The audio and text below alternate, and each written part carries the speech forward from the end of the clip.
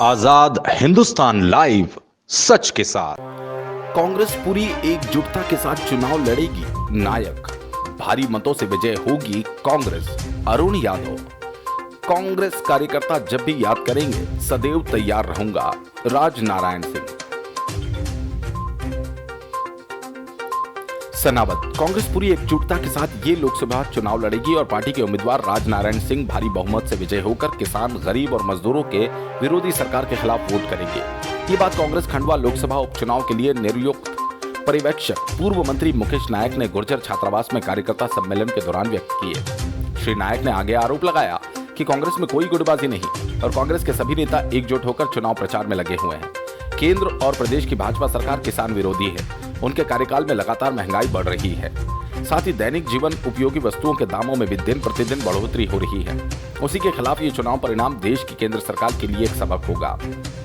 कार्यकर्ताओं को संबोधित करते हुए पूर्व केंद्रीय मंत्री अरुण यादव ने कहा कि कांग्रेस लोकसभा में अपना बूथ सबसे मजबूत का नारा देकर अपने क्षेत्र में अपने वाले बूथ को जिताने का आह्वान कार्यकर्ताओं से किया।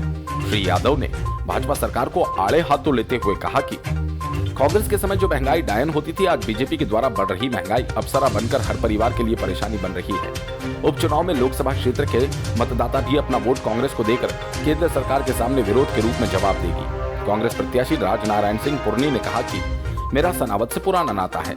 नगर की मंडी में पहले अपनी उपज लेकर आता था, तभी सनावत के अनेक नागरिक भी संपर्क में है। वहीं अब लोकसभा उपचुनाव का भी पार्टी ने उम्मीदवार बनाकर भेजा। समय कम है, इसलिए हर कांग्रेस राजनारायण सिंह बनकर प्रचार की कमान संभाले और कांग्रेस के हाथों को मजबूत बनाए। पूर्व सांसद ताराचंद पटेल ने कांग्रेस के पिछले कार्यकाल का उदाहरण देते हुए लोकसभा चुनाव में बड़वाह विधानसभा क्षेत्र से भारी मतों से जीतने की बात कही। इस दौरान प्रदेश कांग्रेस द्वारा नियुक्त सह प्रभारी राजकुमार पटेल, इंदौर विधायक संजय शुक्ला, देपालपुर विधायक विशाल पटेल, विधायक सचिन बिरला, पूर्व विधायक जगदीश मोरानिया, लाली शर्मा ने भी संबोधित कार्यकर्ताओं में जोश भरा। स्वागत भाषण ब्लॉक कांग्रेस अध्यक्ष नरेंद्र पटेल, आभार शहर कांग्रेस अध्यक्ष रवि यादव ने व्यक्त किया। संचालन नागरिक बैंक के पूर्व संचालक दिलीप गुप्ता ने किया।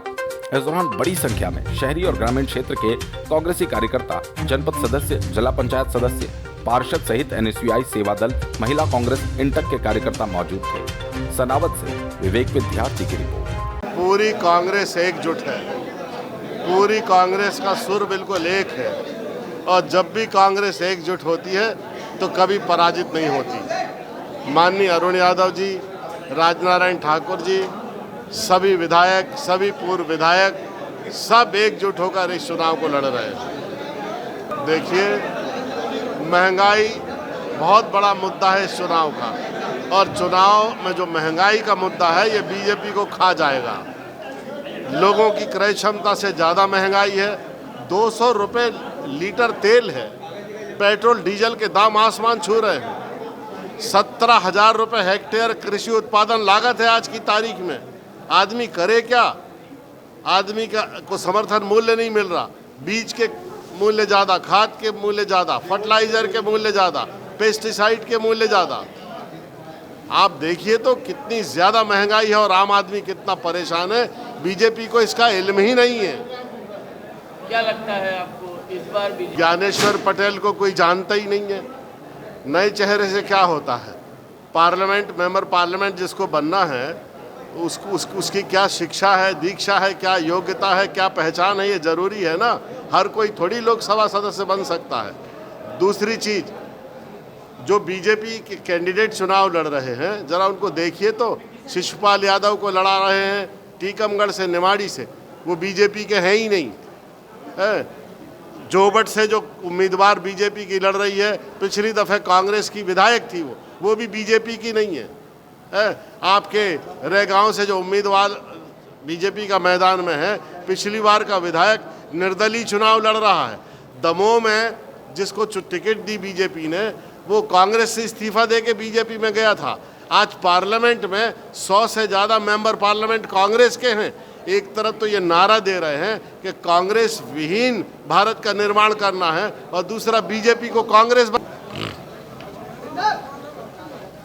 मैं तो कांग्रेस का सिपाही हूँ। मोराना जी मेरे दोस्त रहे हैं। मेरे को तो ईफ बर्ड में जाने की ज़रूरत नहीं। उन्होंने कहा कि राजनारायण सिंह चुनाव लड़ना है, तो मैं अरुण भाई से पूछता हूँ। अरुण भाई ने को पूछा कि क्या करना है बताओ। मैं तो बोले कि मैं अभी दिग्विजय सिंह जी से बात करता हूँ, दादा तैयारी करो, चुनाव लड़ना। अब ये बाकी चीज़ पूछना हो तो अरुण भाई से पूछो। ये जो चुनाव की तैयारी है 8 विधानसभा, बड़े भैया एक बात है, सबसे पहले लोग पंजे को पहचानते हैं, ठीक। दूसरी बात यह है कि 2009 के चुनाव में 8 विधानसभा बहुत ताकत से अरुण भाई के साथ घूमा हूँ, और मेरा ख्याल है कि बहुत सारे लोग कहीं ना कहीं राजनारायण सिंह को पहचानते हैं, और बहुत सारे जगह तो राजनारायण सिंह ने पुरनी वाले दादा के नाम से जानते हैं। समय कम बचा है, कैसे इस लक्ष्य को पूरा किया? एक बात बताऊं, कोई ये नया लोकसभा का चुनाव नहीं हो रहा है। लोकसभा का चुनाव हमेशा कार्यकर्ता चुनाव लड़ता है। अब तो नया ज़माना आ गया, पहले तो पोलिंग बूथ पे वहाँ बैठता था और वोट डलवा देता था। बहुत बड़ा चुनाव होता है ये, इसमें 2960 तो बूथ है, 3000 गांव है। छोटा सा चुनाव क्या है, मतलब अपन तो मेन 32 पोलिंग है, 32 पोलिंग की मीटिंग ही कर लें तो बहुत है। लेकिन आपके माध्यम से आश्वस्त करता हूँ कि इलेक्शन के बाद पूरा प्रयास करेंगे कि हर गांव जाने की कोशिश करेंगे। जाएंगे तो फिर क्या हो जाएगा, ये बिखिज रहा है जुमला, और उसमें तो मैं कुछ जाना नहीं चाहता, छोटा आदमी हूँ। लेकिन एक बात बताओ, महंगाई कहाँ जा रही है, डीजल कहाँ जा रहा है, पेट्रोल कहाँ जा रही, बिजली कहाँ जा रही है, आप समझे कि नहीं। मतलब पूरा ढांचा चरमरा गया, आर्थिक स्थिति बहुत खराब।